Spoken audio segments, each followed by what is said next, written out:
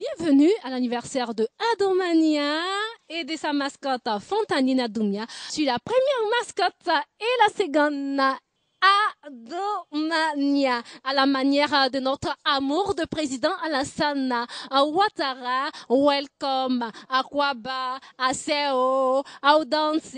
Merci beaucoup pour votre présence.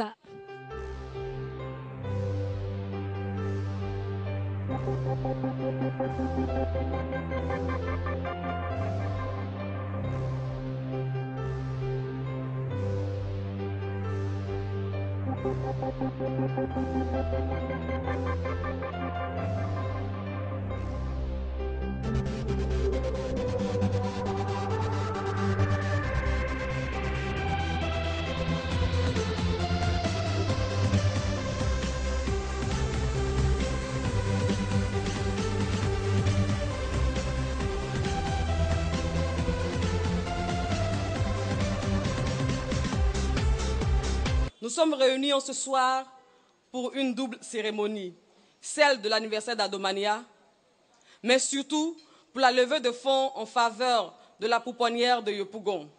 Aussi, nous nous excusons profondément pour tous les ratés ou les désagréments auxquels vous avez été confrontés ce soir, car la perfection n'est point humaine. Adomania, toujours avec Ado et jamais sans Ado. Le mouvement Adomania fait la promotion des actions de développement du président Alassane Ouattara et je pense qu'en 5 ans, il est vraiment en train de transformer positivement le visage de la Côte d'Ivoire. Merci à Adomania qui nous donne cette occasion parce que Alassane Ouattara, pour nous, on doit le célébrer chaque jour. C'est ce qu'Adomania fait. Adomania ne fait que ça en Côte d'Ivoire, Adomania ne fait que ça en France, Adomania ne fait que ça dans la presse écrite, dans la presse audiovisuelle, mais surtout sur les réseaux sociaux. Félicitations donc à vous qui avez pris sur vous, dans ce contexte politique difficile, de faire la promotion des actions du président Alassane Dramane Ouattara. Attendu à Domania pour parler un peu des actions du président de la République. C'est de ça qu'il s'agit ce soir. Il a fait tellement de mules qu'au sein de la commune de Yopougon, pour la première fois, le maire, le ministre Gilbert Kafana Koné a appelé les grains pour leur dire « Réfléchissez pour que votre vision puisse rentrer dans les idées de développement de la commune de Yopougon. » Nous sommes en train de parler des actions du président de la République, puisque il ne sert à rien d'avoir de belles actions de développement s'il n'y a pas une philosophie qui sous-entend ces actions. Adomania est ambivalent sur la toile et dans le paysage politique ivoirien. L'intérêt, c'est de magnifier l'homme Alassane Ouattara. En 7 ans seulement, Alassane Ouattara, en termes de travaux réalisés, a fait plus que le président Oufou-Bani qui a fait 33 ans. Il faut avoir le courage de dire, il faut voyager à travers la Côte d'Ivoire pour voir que le docteur Alassane Ouattara est en train de changer profondément le visage de notre nation. Nous sommes comme le président de la République, il a la main sur le cœur. Ici, dans la pouponnière de Yopougon, il y a des enfants à bas âge qui sont un peu en difficulté. Et on fait la levée de fonds pour les aider, pour soulager ces enfants qui sont là-bas.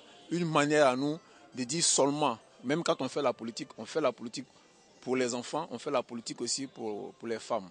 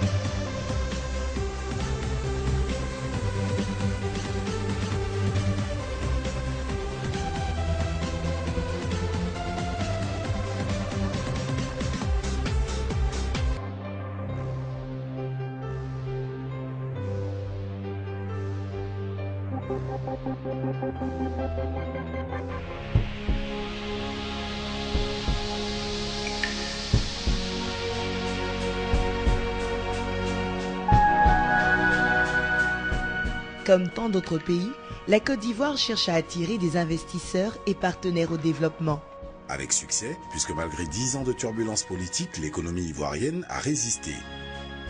Croissance annoncée cette année, au moins 8% en 2012, 10% en 2014.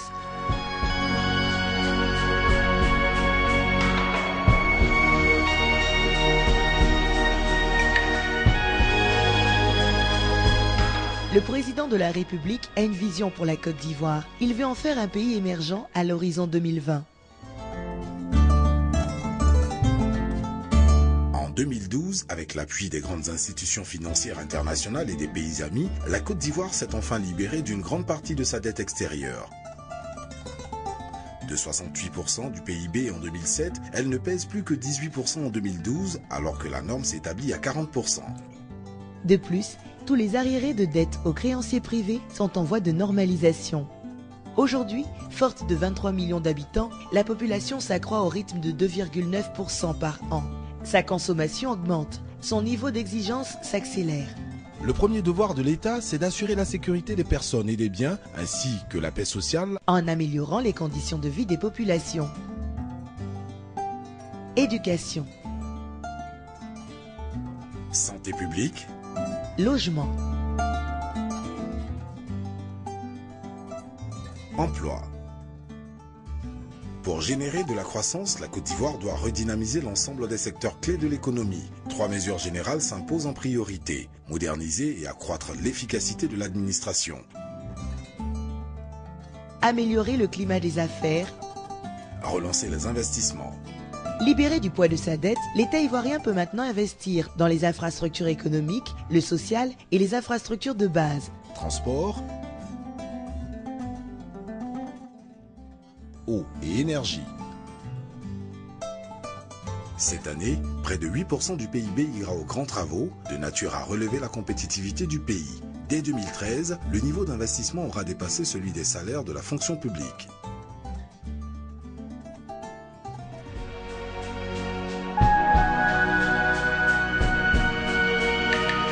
Dans ce pays, le secteur privé est reconnu comme moteur de la croissance. Il est organisé et il sait se faire entendre. L'environnement des affaires a beaucoup évolué en sa faveur ces derniers temps. Déjà, le cadre législatif a été révisé pour des investissements et pour des télécoms.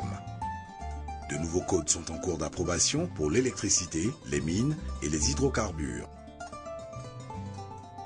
D'autre part, la guerre est déclarée contre le racket et tout ce qu'on appelle les faux frais. 500 douaniers suivent des formations pour traquer la fraude et les contrefaçons. Des sanctions exemplaires sont appliquées, des tribunaux de commerce sont mis en place. La transparence et l'indépendance du système judiciaire doivent encore progresser. Une réforme profonde est en cours. Le CPC, Centre de promotion des investissements, a réduit le délai de création d'entreprises à quelques jours, avec pour objectif 48 heures maximum. 56 entreprises ont été agréées à l'investissement entre janvier et juin 2012. Elles pourront s'implanter à Abidjan et à l'intérieur du pays sur plusieurs nouvelles zones industrielles. 130 milliards d'investissements et 1700 emplois doivent en découler. Les défis inéluctables de la mondialisation imposent au cadre ivoirien de viser l'excellence. Avec la réouverture des universités et instituts techniques, les formations de haut niveau reprennent. La sous-région ouest-africaine offre aux entreprises ivoiriennes un débouché naturel sur 300 millions de consommateurs. À l'international, les exportations sont favorisées, notamment par l'appartenance de la Côte d'Ivoire à l'AGOA. Au-delà de ces atouts, le libéralisme économique, une fiscalité intelligente et la libre circulation des personnes et des biens restent des principes de base. Ce pays est l'un des plus fertiles du continent africain. C'est dans l'agriculture et l'agro-industrie que les économistes relèvent les plus gros potentiels de croissance. Qu'il s'agisse de vivriers, comme le riz, ou de produits à exporter, ou mieux à transformer localement, tels le café, le cacao, le palmier à huile, l'EVA, l'anacarde et les fruits tropicaux. Premier producteur mondial de cacao, la Côte d'Ivoire a réalisé une réforme profonde de la filière, qui garantit à ses millions de planteurs un bon niveau de rémunération. Motivés, ils pratiqueront une cacaoculture durable et s'attacheront à relever la qualité des fèves. Du nord au sud, des milliers d'hectares de terre restent à mettre en valeur, dans le respect des hommes et de la nature. Et l'État pourrait investir dans le secteur rural jusqu'à 10% du budget national. Actuellement, de 1424 MW, la puissance de production installée passera à 2500 MW d'ici 2015, avec notamment le triplement de la puissance des principales centrales thermiques et la construction d'un 7e barrage hydroélectrique. En matière de pétrole, les 4 plateformes implantées au large de nos côtes produisent 30 000 barils par jour. En moins d'un an, sur 8 nouveaux puits forés, 2 ont découvert des indices prometteurs. La Côte d'Ivoire procède à une réforme structurelle de ce secteur en vue d'adhérer à l'initiative internationale pour la transparence des industries extractives. Toujours dans le domaine des hydrocarbures, nous produisons 170 millions de pieds cubes de gaz par jour. 12 nouveaux contrats d'exploration ont été signés et des campagnes de relevés sismiques se poursuivent en mer. Demain, la Côte d'Ivoire redeviendra un pôle de distribution d'énergie sur la sous-région. Encore méconnu, le potentiel minier est important. Fer, manganèse, nickel, bauxite, cuivre. La production d'or a bondi avec l'exploitation du gisement de Tongon dans le nord du pays. Une ligne de chemin de fer descendant les minerais sur le port de San Pedro ouvrirait la voie à la valorisation du potentiel minier des montagnes de l'Ouest. Au total, entre énergie, mine et pétrole, c'est un portefeuille de 3 000 milliards de francs CFA d'investissement sur 150 projets qui est proposé.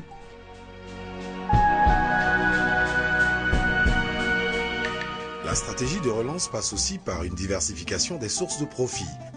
Des secteurs entiers de services sont à développer. Transport urbain, lagunaire et ferroviaire, services aux industries et aux mines, traitement des données, sous-traitance informatique, mais aussi le tourisme. Les industries culturelles et l'artisanat. Le rôle des PME sera décisif. Les géants de la grande distribution s'implantent à Abidjan, avec l'ouverture programmée de plusieurs centres commerciaux, parmi les plus vastes d'Afrique. Dans les articles de luxe, la restauration, l'électronique, les marques internationales ouvrent des franchises. Les compagnies aériennes reviennent. Les chantiers se multiplient.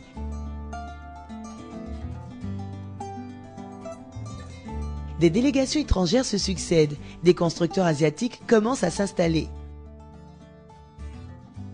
En peu de mois, la Côte d'Ivoire est redevenue une destination phare pour les investisseurs en quête d'opportunités. Il faut y voir le résultat d'une gestion rigoureuse des finances publiques et la mise en œuvre de réformes profondes. Le pays a retrouvé sa crédibilité et partant de sa capacité à développer des projets ambitieux, notamment à travers les partenariats publics-privés. Déjà, 11 projets sont prêts pour un démarrage à court terme. Si de nombreux pays nous ont aidés à surmonter nos épreuves, si la Banque africaine de développement ramène son siège de Tunis à Abidjan, si l'Union européenne, l'Agence française de développement, la Banque mondiale, le FMI soutiennent la Côte d'Ivoire renaissante, c'est pour relancer la locomotive ivoirienne qui entraînera toute la sous-région ouest-africaine. En ligne de mire, au sud comme au nord, des emplois, des bénéfices durables, une situation sociale apaisée. Tous les Ivoiriens vous le diront. Ce qu'ils veulent, c'est travailler en paix. L'objectif à court terme, c'est une croissance à 2 chiffres en 2014-2015. Notre vision, c'est de travailler ensemble pour faire de la Côte d'Ivoire un pays émergent à l'horizon 2020. Nous avons tous à y gagner.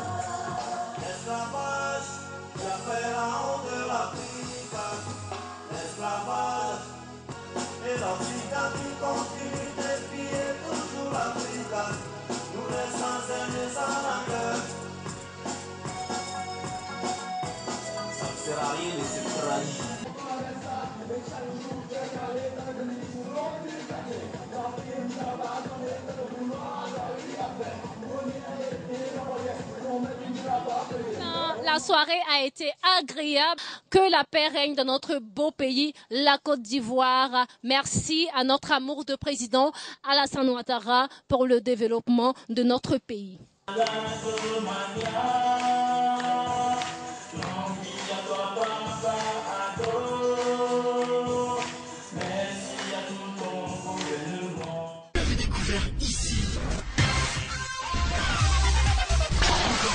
Que vous avez découvert